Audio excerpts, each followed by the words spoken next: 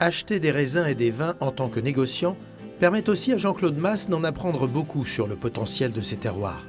Face à lui surgit toute la diversité de situations que la terre languedocienne peut offrir, entre mer et montagne, vallées et plateaux, zones presque sauvages et territoires façonnés par l'homme. Deux de ces vignobles démontrent spectaculairement ces grands écarts. Il y a des terroirs qui s'imposent quoi qu'il arrive. Tu peux faire ce que tu veux, mais c'est quand même, on sent bien. Tous mes gars en cave, ils veulent aller travailler à Crèvecœur, surtout cette année, ils goûtent, ils disent il faut rien et c'est bon. Je sais pas s'il fait rien, il avait l'air de bosser là, comment dire. Si, il bosse, mais... Mais c'est vrai que c'est bon et ça a du fond, ça a beaucoup de fond. Ça, c'est la magie des grands terroirs. Ça a été le fait marquant où je me suis dit, bon, tu commences à comprendre qu'il existe des terroirs en Languedoc, à partir de 2010, la Crèvecœur. Parce que l'histoire, elle est que, avant que je rachète le domaine, le gars, il nous vendait son Cabernet Sauvignon, une citerne de Cabernet Sauvignon. C'était un Cabernet Sauvignon extraordinaire, avec un style vraiment Crèvecœur que tu commences à connaître. Et le jour est venu, il me dit, bon, là, il y a la citerne, mais il y a le domaine aussi. Je dis, ah, vous m'intéressez. Il faut aller le voir. La découverte du château Crèvecœur, un grand terroir dans les terrasses du Larzac, a été en effet une étape essentielle dans l'aventure des domaines Paul Mas. Mon père, c'est un homme de la plaine. Il fallait des terroirs alluviales, terre bien fertile. Et ici, il a été interrogatif. Donc je me suis dit, il y a quelque chose. Il y a quelque chose. Il ne fera pas ses rendements. Il ne les fera pas, mais il est interrogatif. Son père s'interroge, mais lui comprend tout de suite qu'il y a là quelque chose d'unique.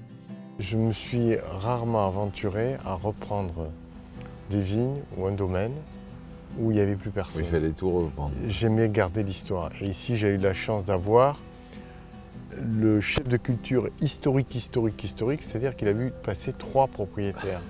Et je l'ai gardé jusqu'à ce qu'il prenne la retraite. Il a transmis son savoir. C'est un homme du coin. Il était passionné par le terroir. Parce qu'ici aussi, à cause de cette qualité, à cause de la qualité des vins qu'on a, on trouve des gens passionnés.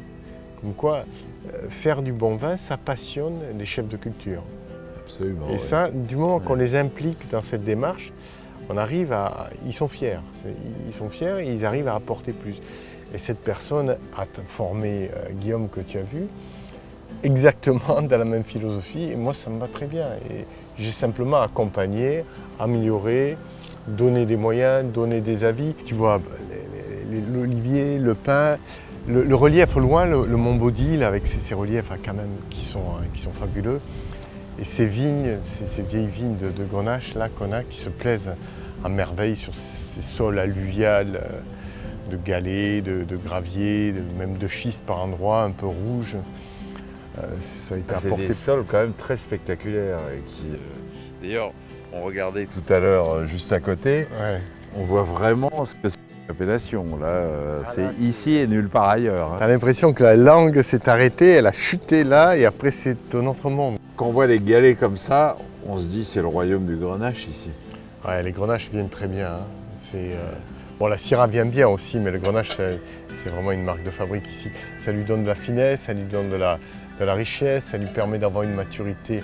Sur le Grenache, le problème qu'on a, c'est qu'il va monter très haut en alcool, mais la maturité polyphénolique, on a tendance à ramer pour l'avoir. Ouais. Ici, avec ces sols drainants, le phénomène de réverbération de la chaleur pendant la nuit, la profondeur des galets, la présence en profondeur d'argile humide permettent de bien gérer le stress, peu de stress mais sans trop. Ça nous permet d'avoir des grenaches vraiment qui ont une signature. Alors s'il y a une marque de fabrique ici sur les vins, c'est le côté très soyeux.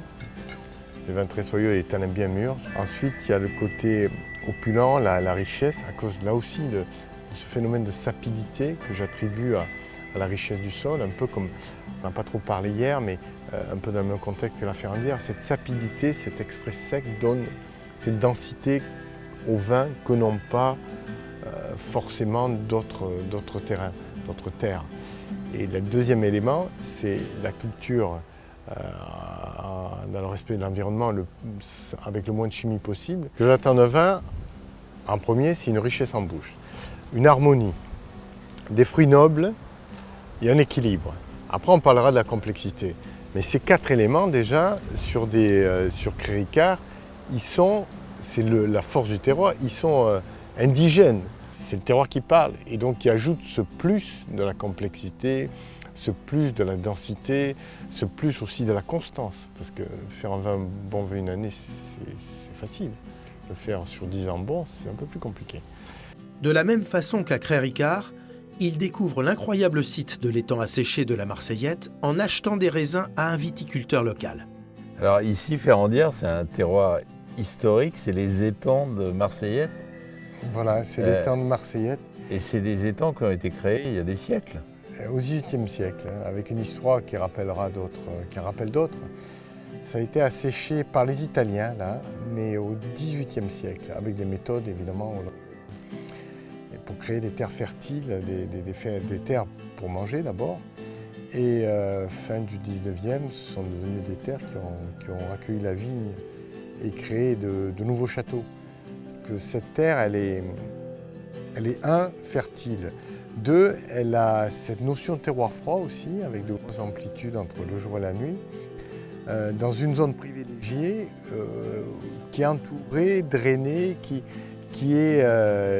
où l'eau est essentielle et rend un écosystème qui est unique. Ce canal, il y en a plein, et il va servir à la fois à nourrir la terre, mais aussi à éviter le gel.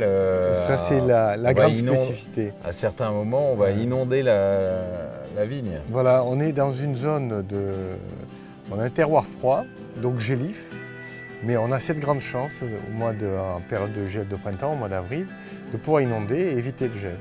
Et ça, c'est ce qui rend cet endroit vraiment unique. Je cultive 17 cépages ici. Et alors, ces cépages, c'est 17, ça fait beaucoup. Ça veut dire que aussi bien les cépages bordelais que la Syrah en rouge ou le Sauvignon, même le Riesling.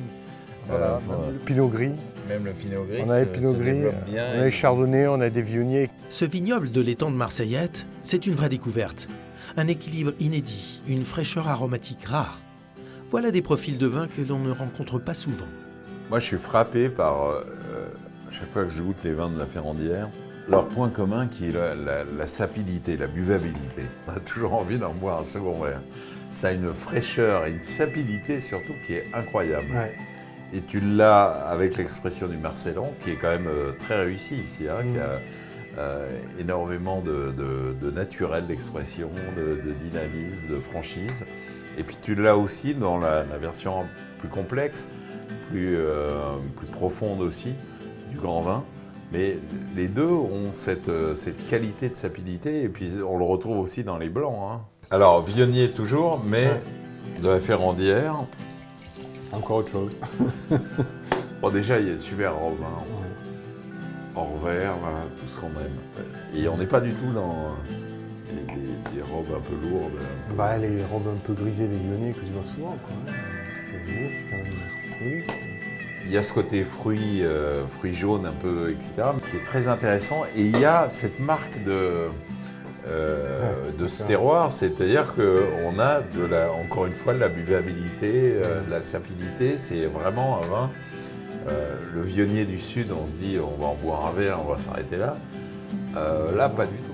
Avec un tel champ de jeu, avec ses équipes et son énergie, Jean-Claude Mas mène un parcours original et sans cesse renouvelé.